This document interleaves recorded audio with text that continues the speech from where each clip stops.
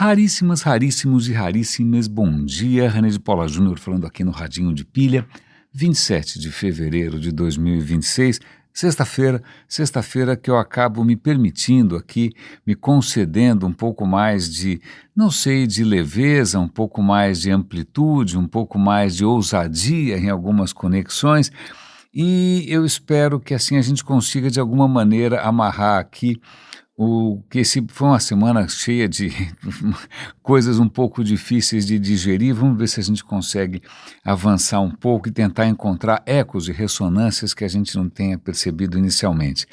Não é? Eu acho que um bom fio condutor, e não é por razões astrológicas, não é por causa do meu signo, né, é a gente começar por Vênus, que coisa, não vamos falar de doenças venéreas, não, Vênus, que planeta maravilhoso, né, brilhando no céu, a estrela mais brilhante, é interessante porque no mundo islâmico, inclusive, quando você vê algumas das bandeiras que tem um crescente e uma estrela, aquela estrela é interpretada muitas vezes como Vênus, né, é a estrela mais brilhante no céu.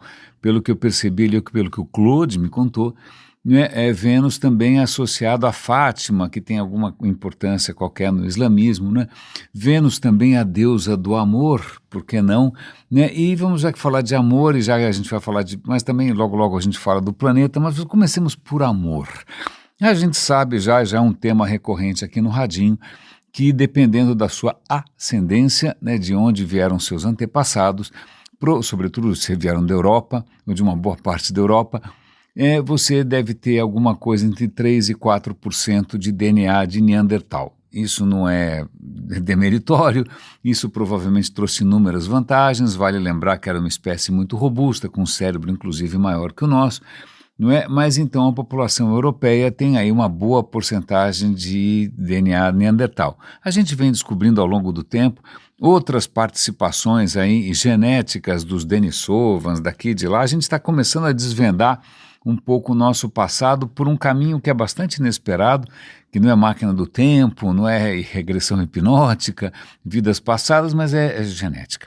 Não é? Mas tem uma descoberta recente que fez manchete em vários artigos, em vários jornais, eu vou compartilhar os links com você, está sempre aqui na descrição do episódio, ou no radinhodepilha.com, que é a nossa base fundamental, está tudo lá, tem busca, tem tudo, ou nosso canal no Telegram, no WhatsApp, tanto faz, não é? Mas o que é muito interessante é que agora a gente está começando a entender por que a gente tem essa herança de um outro ramo da história da nossa espécie, não é? Como é que isso aconteceu?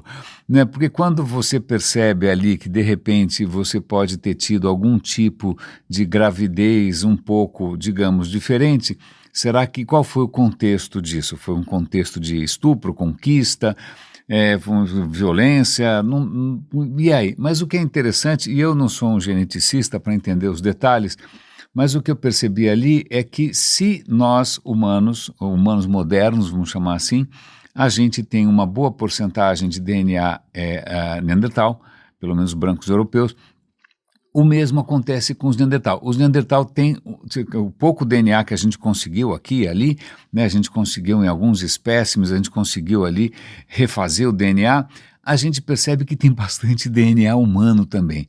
Uau, foi para os dois lados então. Então você tem Neandertal com parentes, com pais humanos, e que coisa confusa, mas o que é mais interessante aqui é que se você começa a observar como que essa contaminação se deu, cromossomo X, cromossomo Y, aí eu já vou começar a me perder porque biológicas realmente não é o meu forte. Tudo indica que talvez a melhor explicação para essa distribuição, né, de proporções, por que tem mais aqui, menos ali, desse jeito e não de outro, talvez tenha sido não exatamente a força física, a violência, ou seja o que for, mas talvez a atração, as flechas de Cupido. Cupido já estava presente ali, dando flechada para todo lado, porque talvez isso seja um sinal de um dos fatores fundamentais na evolução, né? A evolução não é só o triunfo do mais forte, essa coisa que parece bolsonarismo, nazismo, ou seja o que for, mas a evolução também pode se dar por questões um pouco mais sutis, como, por exemplo, preferências sexuais. Então, tudo indica que a gente agora falta saber quem tinha mais tesão por quem, se eram os Neandertal macho que tinham atração pelas fêmeas dos humanos modernos, ou se as minapira e as fêmeas do mundo do homem moderno, as mulheres modernas, elas tinham uma queda pelos Neandertal ali, que eram robustos, fortões, que, o famoso humano, não vou falar nada chulo aqui. Então eu achei interessante, isso introduz nessa história que ainda é um pouco obscura, pelo menos um componente que talvez seja mais interessante, que talvez seja um pouco mais libidinoso. Eu achei interessante essa história, eu vou dar o artigo, não é? Vocês podem dar uma olhada por ali, podem fazer eventuais reflexões sobre o mundo moderno, sobre o que atrai mulheres e o que assim vai. Né? Mas já que a gente está falando de Vênus aqui, tem eu falei do papel de Vênus no Islã. Tem um artigo, um vídeo, na verdade, do Religion for Breakfast. Estou sempre citando o canal, porque afinal eu sou, assim como existem, se eu não me engano, hoje são 16 super raríssimas aqui no Radinho, né, que estão todo mês contribuindo financeiramente para a sobrevivência do canal, né, eu contribuo também para o Religion for Breakfast. Eu sou um dos patrons, assim como eu contribuo para inúmeros outros canais, porque eu quero que eles sobrevivam sem ter que arriar as calças para qualquer algoritmo, qualquer lógica de mercado estúpida que faz a gente todo santo dia ficar comendo patê de salsicha.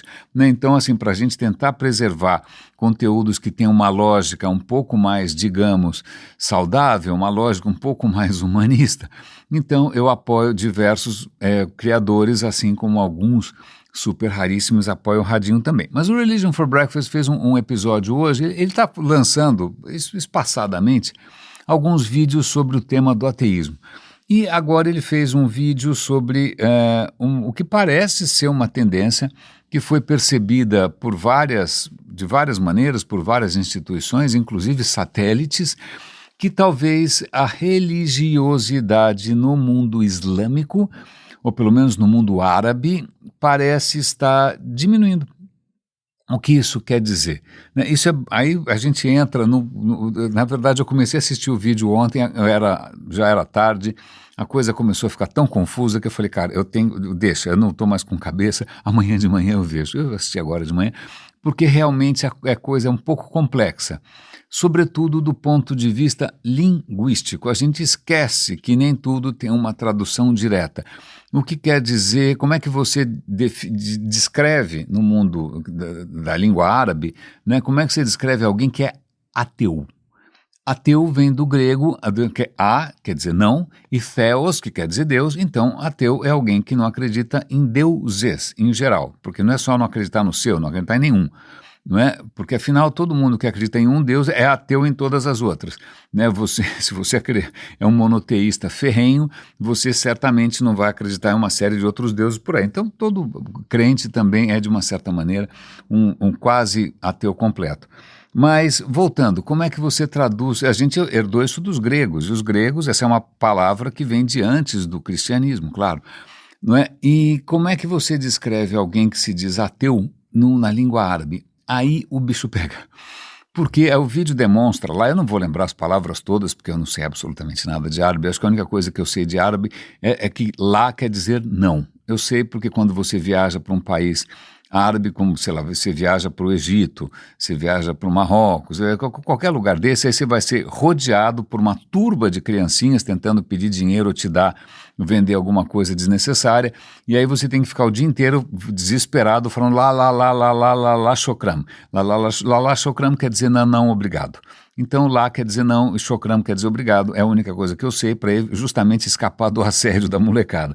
Mas, pois bem, esse pequeno conhecimento vai ser útil.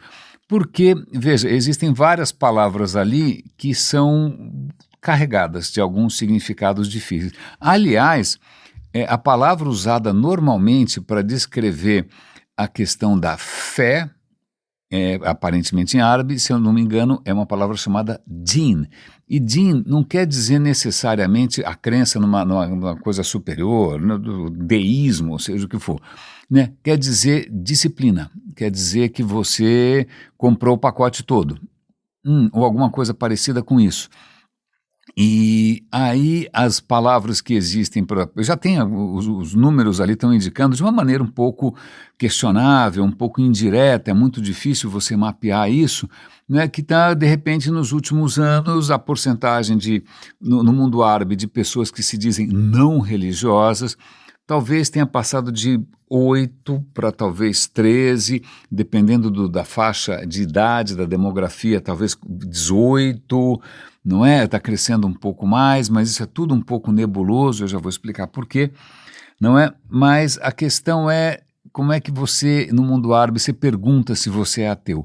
Porque tem várias palavras, tem palavras que querem dizer herege, não é uma palavra fácil, uma palavra que quer dizer infiel, né? E aí a coisa vai piorando, já não lembro mais todas, tal, mas é difícil você ter uma palavra que significa falar, cara, não estou nem aí. Na verdade, existe também o cara que desrespeita, o cara que não obedece, não segue, mas aí parece que tem um neologismo correndo por aí, né? Esses ateus, vamos chamar de ateus, né? No mundo árabe, eles estão tentando se encontrar online ou tentando fazer encontros secretos, né? Porque em muitos países isso é muito perigoso, e aí muitos deles estão usando a palavra, já que din, que significa a obediência, né, que significa seguir à risca os preceitos todos, e lá quer dizer não, então eles se chamam de ladin. Ladin é aqueles que não compraram o pacote, não é? Então, mas isso é um neologismo. Mas de qualquer maneira, isso mostra que, puxa, na hora que você faz um questionário, como é que você pergunta se o cara não acredita? Porque uma das maneiras de você perguntar é se o cara não segue os rituais, se ele não segue as práticas, se ele não vai na mesquita, ou seja, o que for, se ele não faz toda a sequência de rituais, que é uma sequência bastante intensa, né, que parece definir aí o mundo muçulmano. Então, essa é uma maneira. Outra é dizer se ele realmente não acredita em nada, não acredita em Alá, e aí não é uma pergunta fácil, porque isso não sai de graça, né? Não sai de graça em alguns países, como a Arábia Saudita, ela recentemente definiu o ateísmo como terrorismo. Então algo me diz que eu não poderia fazer o radinho em árabe, ou pelo menos ele não seria transmitido na Arábia Saudita, ou já deve ter lá alguma regrinha no firewall da Arábia Saudita que o radinho não passa nem a pau juvenal, né? Terrorista, você pode ir preso, você é um inimigo do Estado, porque é uma teocracia, né? Então se você não acredita, então você merece nem sei que punição que eles imaginam ali. Na verdade, eles vão citar vários ativistas ou várias figuras que ao longo do tempo foram presas inúmeras vezes, tiveram que entrar na clandestinidade pelo simples fato que os caras professam publicamente a sua ausência de fé, ou criticam minimamente, né, algum aspecto da religião dominante. Então, isso é risco de vida, isso é risco de cadeia, né? E mesmo em países que, em princípio, se eu não me engano, a Tunísia é um desses, o Marrocos também, que você tem, em princípio, liberdade de consciência, você pode ser ameaçado de morte. Na verdade, não é só o governo que pode sair atrás de você, né? Não é só a polícia, pode ser o seu vizinho, né? Pode ser sua sogra, sua ex-namorada, não sei. Você pode simplesmente... E aí eles citam inúmeros casos, mostram ali histórias pessoais dramáticas de pessoas que tiveram a vida realmente ameaçada ou comprometida simplesmente porque resolveram bater um pouquinho fora do bumbo, não de uma maneira tão agressiva assim. Mas o que é mais curioso aqui é que, puxa, então, se você perguntar já é difícil porque o vocabulário não é um vocabulário fácil, né? A segunda questão é que o cara pode ter medo real, medo concreto de sair do armário. Ou o cara pode ter um medo social, ele pode não querer ser mal visto, ele vai levar uma vida dupla, ele vai ser, né, um hipócrita, ele vai fazer de conta que ele acredita nesse negócio todo, mas por dentro ele não está nem aí, não é? Mas aí resolveram fazer um método, digamos assim, um pouco inusitado, né, um método que vem do céu, o olho que tudo vê, né, um método onisciente, onipresente. Não, ninguém pediu para algum arcanjo da opinião. Satélites. Satélites que de repente medem a luz das cidades durante a noite. Eu não entendo muito de Ramadã, mas parece que no Ramadã isso envolve períodos de jejum. e depois à noite as pessoas ficam até mais tarde para comer e socializar, tal, né? Então elas relaxam depois do jejum. Então, se elas ficam mais tempo à noite, isso significa que um satélite à noite vai conseguir perceber se tem luzes acesas ou não, se tem mais ou menos luzes acesas. E os relatórios desse satélite demonstram que, sim, naqueles lugares em que as pesquisas que são autodeclarativas, né, em que o cara fala lá, né, os lugares que aparentemente tudo indicava que tinha ali uma redução, né, nesse entusiasmo pela religião islâmica, coincidiam com lugares onde tinha menos atividade à noite, isso denunciado pelos satélites, o olho que tudo vê.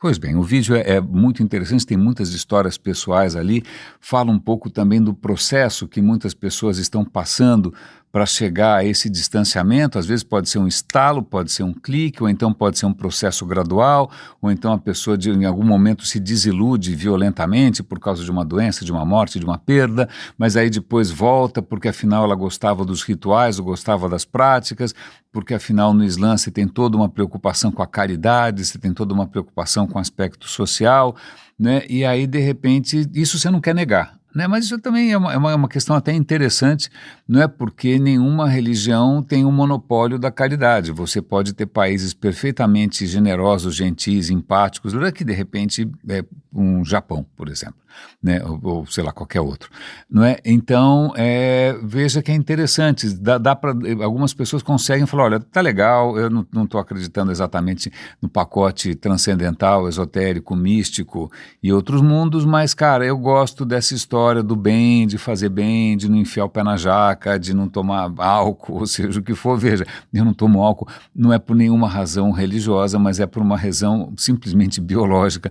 Eu não fui feito para isso, né? Aliás, a gente vai chegar nesse aspecto também biológico daqui a pouquinho. Mas continuando nesse eixo, né, de Vênus, ligado obviamente ao meu signo astrológico, tem um material muito interessante, tem a PBS, que é um canal público americano, que obviamente está agora vivendo da mão para a boca, porque o Trump tirou completamente os fundos desses caras, né? Aliás, eu estou inclusive contribuindo para que esse canal continue sobrevivendo, não é? Como um super raríssimo, e ele se chama Weathered. Weather tem a ver com weather de clima, erosão, etc e tal, mas ele é apresentado por uma moça muito boa, muito bacana, muito carismática, que chama Maya May, excelente, admiro, né? E eles fizeram agora um vídeo sobre Vênus, basicamente. Por que Vênus? Não é Vênus que a gente achava, sei lá, a estrela matutina, a deusa do amor, etc e tal, mas já faz algumas décadas que a gente percebeu que Vênus, porque de repente Vênus tem vida. Veja, Marte é uma desgraceira, tá tudo seco, mas Vênus tem um monte de nuvem, quem sabe lá tem, né? Quem sabe lá, quem sabe debaixo das nuvens o que está acontecendo, não é? Pois bem, os soviéticos foram os primeiros a chegar lá, e descobriram que o lugar é um absoluto pesadelo. A temperatura na superfície. Aqui, se você pegar todos os planetas e for vendo a temperatura de cada um vai, obviamente, diminuindo à medida que a gente se afasta do Sol. Então, você consegue traçar ali uma linha reta, mais ou menos, né? Temperatura média da Terra, qual é a temperatura média de Saturno, é mais ou menos previsível. Mas a de Vênus não tem nenhuma explicação possível, porque ela está 470 graus. 470 graus, eu acho que derrete chumbo. Eu acho que derrete algumas coisas, inclusive. Não é? Mas não há vida possível que a gente conheça a 470 graus. Não dá para imaginar, não, nem se fosse um motel mais tórrido, a deusa do amor ali no momento de suadouro. Não. É realmente muito ruim. A atmosfera é praticamente gás carbônico, né? Você tem nuvens com ácido sulfúrico. Então, se tem algum lugar absolutamente infernal, é Vênus. A questão é, talvez Vênus não tenha sido sempre assim. Porque assim que a gente começou a mandar instrumentos para lá, imagina, enxergar através das nuvens, praticamente impossível, a menos que você use radar, a menos que você use algum tipo de radiação eletromagnética que atravessa aquele inferno. E aí, quando a gente começou a mapear por radar, tentando descobrir o relevo de Vênus, a gente percebeu que, primeiro, Vênus tem vulcão para tudo quanto é lado. Aquilo parece um adolescente em crise hormonal. Nossa Senhora, vulcão para tudo quanto é lado. É o país com maior, imagina, o planeta com mais vulcanismo no sistema solar, né? E aí tem um pedaço ali, não sei se é perto do polo, sei lá, que se você olhar, se você for um especialista, um geólogo, e você olhar meio distraído, você vai falar, nossa, parece o Himalaia. Por que parece o Himalaia? Porque é um platô bastante elevado, né, e que várias características ali que parecem provocadas porque na Terra a gente demorou para descobrir, né, que são as placas tectônicas. As placas tectônicas na Terra, elas ficam boiando em cima do magma, é como se fosse nata em cima do leite, e às vezes uma entra embaixo da outra, uma empurra a outra, quando uma empurra a outra, entra por baixo da outra, a outra levanta e faz montanhas, faz os Andes, ou faz o Himalaia, que seja. Pois bem, tem uma coisa parecida em Vênus. O que quer dizer, primeiro, duas coisas. Em primeiro lugar, que sim, Vênus deve ter tido em algum momento placas tectônicas. Oh, maravilha, tal. Mas, para acontecer alguma coisa daquele tipo, as placas tectônicas tinham que estar cobertas do quê? Água. Vênus, em algum momento, teve oceanos. Não tem mais nada, só para constar. Oceanos. Por que a gente deduz que ele tinha oceanos? Porque para lubrificar essas placas, para facilitar esse processo de uma entrar debaixo da outra, né, já que a gente está falando aqui de interlúdios amorosos, lubrificação é fundamental. Não é? Então, Vênus deve ter tido água, muita água tal, para isso acontecer. A questão é, cadê a água? Que beleza, a água sumiu.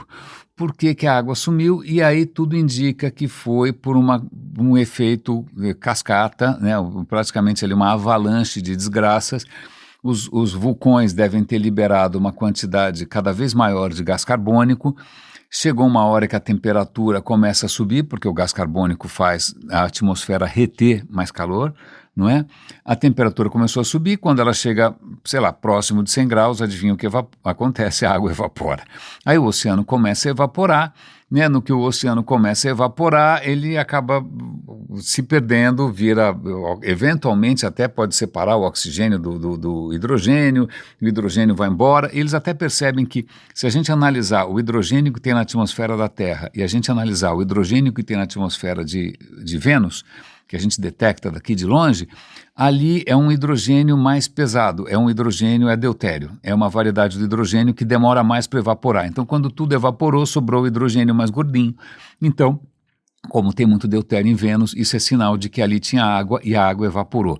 E a água evaporou, pronto, no que a água evaporou, não tem mais nuvens. Nuvens têm um papel bastante importante para refletir a luz do Sol, né? Como se fosse um protetor solar. Então você perde as nuvens. Aliás, não só, os oceanos absorvem calor e eles conseguem, de alguma maneira, processar esse calor, né? Na hora que você perdeu tudo isso, meu caro, você cria uma atmosfera de gás carbônico, que é uma estufa, basicamente. Vênus saiu fora de controle, né? É um processo irreversível que transformou Vênus num lugar absolutamente inóspito. E daí?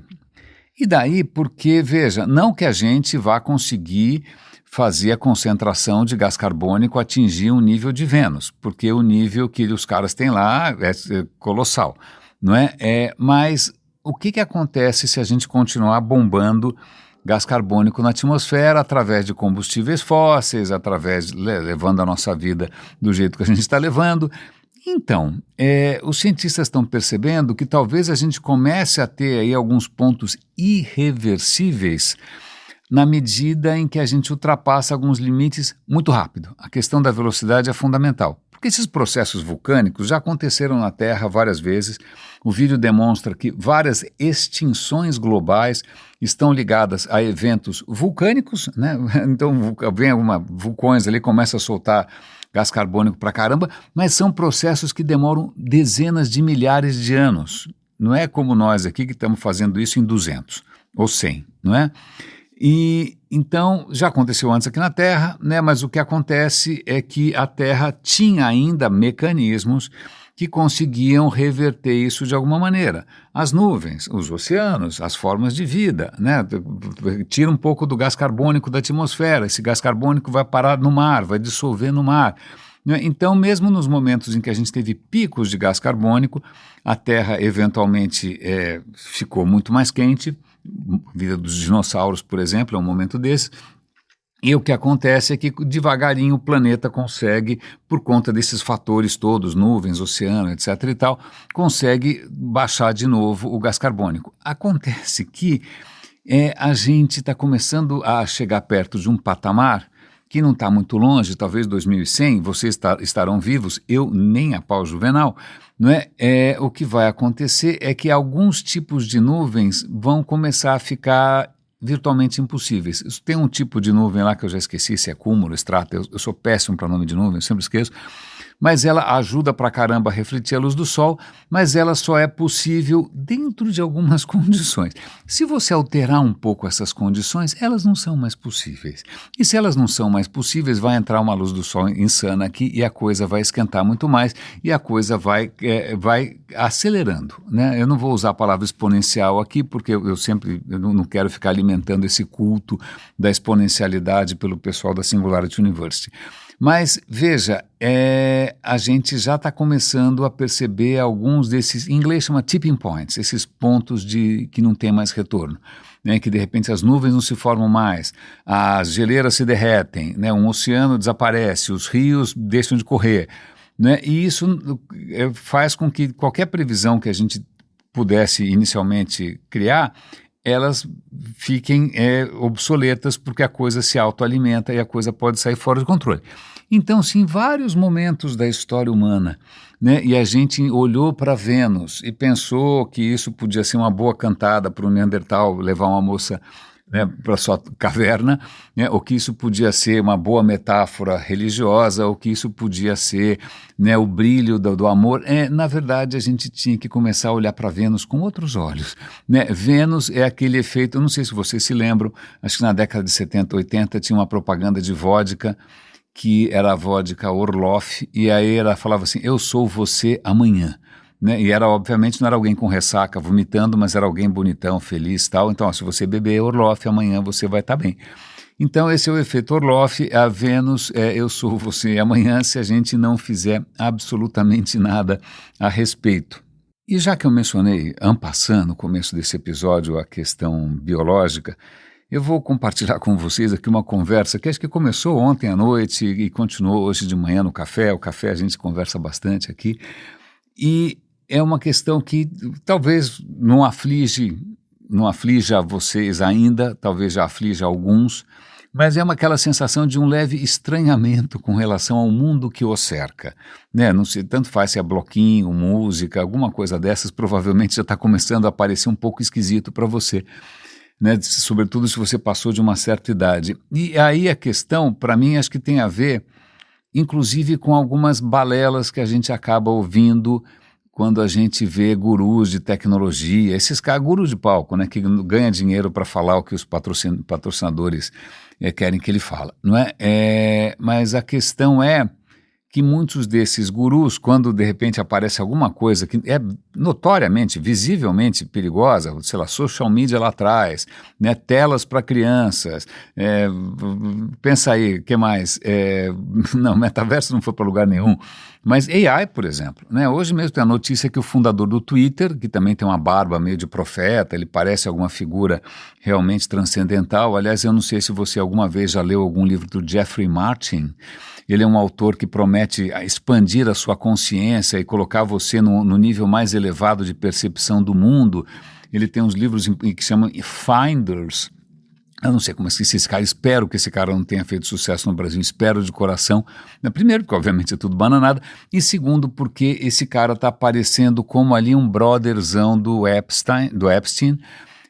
Tem e-mails ali em que ele fala, olha, é o seguinte, o Epstein, se você quiser alcançar um nível de consciência de um Einstein, do Newton, seja lá de quem for, eu posso fazer aqui um intensivo com você, um processo extraordinário de expansão da sua consciência, acho que é a última coisa que o Epstein tinha, né? Está trabalhando a partir de zero, mas vai custar 10 milhões de dólares e algumas garotas escravas que eu escolha.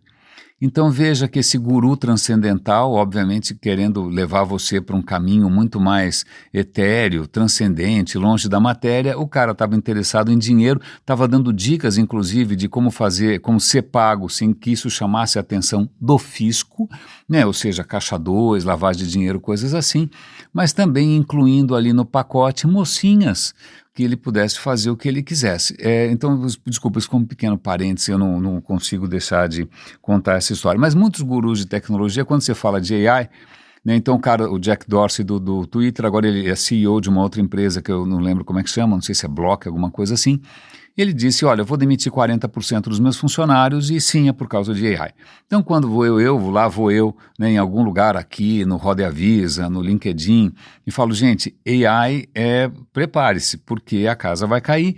Aí vem a turma do deixa disso, não, imagina, você está sendo ludita, você está reagindo à inovação disruptiva, porque todos devem se reinventar, a vida é uma reinvenção constante, já houve outras disrupções antes e o mundo alcançou níveis cada vez mais altos. Né? Ok, esse é um discurso que eu acho que acaba... que a gente pode eventualmente se confrontar com algumas perguntas um pouco fora do esperado. A primeira delas é de que animal eles estão falando, né? De que criatura. Aliás, isso vale para inúmeras correntes de fé ou mesmo de pensamento. Né? Vocês estão falando de que animal mesmo, né? Quando você pensa que de repente, não, olha, eu vivo uma vida de celibato, né? Vivo uma vida de sei lá do quê, vivo uma vida de abnegação, vivo uma vida de... Aí você fala, desculpa, de que animal que você está falando? Não, vivo uma vida de obediência, vivo uma vida de igualdade total, por exemplo, uma ideologia, né? Vivo uma vida, ou então de completa competição de tubarões. A questão é de que animal que eles estão falando. Se tem alguma coisa que é um dos panos de fundo aqui do Radinho nos últimos anos, é justamente a gente tentar reconhecer, tentar entender o que faz dos humanos humanos. E tem uma série de heranças, heranças da evolução, tem questões biológicas, a gente tem algumas limitações. Não adianta imaginar que dane-se o corpo, porque o que importa é o seu espírito, como diria minha avó, o espírito é sempre jovem. Olha, desculpa, o meu está envelhecendo. Né? Mas vamos levar em conta, vamos esquecer qualquer tipo de coisa transcendental e vamos levar em conta nós como criaturas perfeitamente explicáveis do ponto de vista evolutivo e biológico, certo? O que acontece é que a gente evoluiu como a evolução evolui, não na direção de alguma perfeição final, mas a natureza vai dando tiro para tudo quanto é lado, alguns tiros dão mais certo que outros, né? De repente uma adaptação que parecia bizarra, o mundo muda e aquilo passa a ser favorável, então você está numa gangorra ali, você está tentando andar numa corda bamba, ok? Ok, então eu agora do alto dos 60 anos, 61, eu percebo o seguinte... Né? Nós temos uma capacidade incrível de exploração, né, de descoberta, de adaptação até um certo ponto. Né? Veja, quando você tem hoje menos neurônios, a partir dos 20 anos, o seu cérebro, sei lá, dos 15, 16 anos por aí, o seu cérebro começa a simplesmente podar conexões que ele não vai precisar. Ou seja, curiosamente, o processo de amadurecimento significa uma redução do cérebro. Você tinha mais neurônios antes, mais conexões antes, mas elas vão sendo, olha, isso daqui eu não vou precisar, isso daqui eu não vou precisar, isso daqui é inútil, tá pronto, agora eu tenho aqui um cérebro que eu acho que vai dar conta. Então você vai se adaptando para aquele mundo em que você cresceu, certo? Você vai se adaptando não só do ponto de vista cerebral, mas também do ponto de vista afetivo, né? Você vai descobrir as coisas que você gosta, você vai descobrir as coisas que te fazem bem, né? Você vai explorar vários tipos de música, vai deixar os seus pais malucos, mas no fim você vai acabar deixando algumas de lado, sei lá o quê, para o resto da vida, não é? E aí você, de uma certa maneira, você estabiliza, não é? E aí você atinge a sua maturidade sexual e tudo mais, e o que acontece, a minha tese é que a natureza, eu acho que mais ou menos estava esperando que a gente durasse uns 40, 50 anos, quando muito. Né? Só que a gente inventou ciência, inventou saúde pública, inventou higiene, inventou, sei lá, os grupos sociais que cuidam de quem já está meio capenga, né? E agora a gente vive 80, 90, 100. É o caso da minha família, por exemplo. Só que aí tem uma coisa muito curiosa, que é o seguinte, você evoluiu para um mundo e esse mundo não para de mudar. Chega uma hora em que o mundo mudou tanto que as suas adaptações já não são mais tão funcionais. E você nem sempre tem a capacidade de simplesmente começar do zero, né, reprogramar o cérebro completamente, de redescobrir novos gêneros musicais. Não é nem um problema seu, não é que você de repente é quadrado, não é que de repente você seja, e você não é, claro, coxinha nem nada, Mas é que, veja, é a nossa biologia, é a nossa anatomia, né? A gente começa, algumas faculdades começam a entrar em franco declínio depois de um certo tempo. É lógico que a gente tem que tentar reverter isso, né? Estou eu lá aprendendo línguas, gravando radinho todo dia, estudando todo santo dia, aprendendo, né? Isso está ligado diretamente a uma qualidade melhor de vida na velhice, ótimo, mas eu só estou contando essas histórias todas porque, de fato, né, o que acaba acontecendo é que uma hora a gente começa a olhar em volta e fala, que mundo é esse em que eu estou vivendo? Né, isso talvez esteja por trás de muitas queixas com relação à modernidade. Né? Toda geração, nas últimas décadas, olha para trás e fala, nossa, essa juventude é burra, essa juventude não sabe nada, essa música é um horror, não tem letra, não tem música, não dá para dançar. Isso é normal, eu acho que vem em grande parte não é desse tipo de descompasso. Né? A gente evolui para um mundo, só que o mundo não para de mudar, tem um certo momento em que as suas adaptações já não são exatamente tão, digamos assim, eficientes, eficazes, relevantes.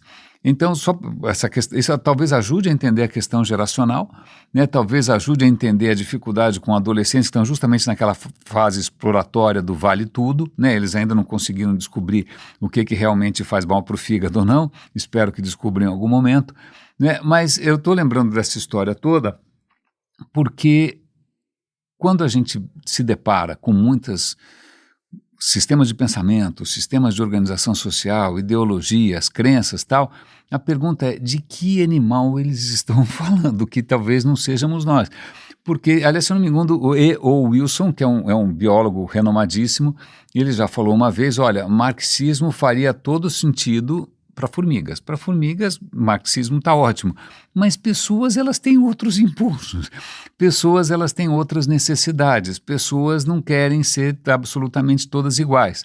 Né? Mas eu acho que, curiosamente, quem está descobrindo como a gente realmente funciona, né? Quais são os nossos drivers, etc. e tal, infelizmente, tem sido os algoritmos, infelizmente, tem sido os robôs, não é? Porque eles estão descobrindo cada vez mais como nos seduzir, como nos enganar, como nos manipular, né? Então, hoje tem aqui uma notícia, eu vou compartilhar com vocês, a Rússia está por trás de uma campanha massiva do uso de inteligência artificial para fazer pequenas campanhas usando pessoas reais, mas colocando palavras mentirosas na boca delas, estão usando a inteligência artificial para criar distorções políticas, né? Para criar outras narrativas mentirosas.